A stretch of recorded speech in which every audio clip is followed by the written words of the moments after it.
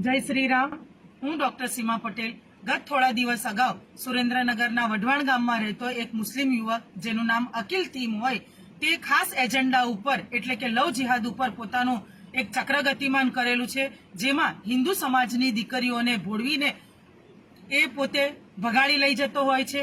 તે દરમિયાન આજે ચોટીલાની એક હિન્દુ સમાજની દીકરી સાથે પણ આ જ બન્યું છે। અકીલ તીમ નામનો આ મુસ્લિમ યુવક પોતાની પ્રેમ જાળમાં હિન્દુ સમાજની દીકરીને ફસાવી લઈને ભગાડી ગયો છે।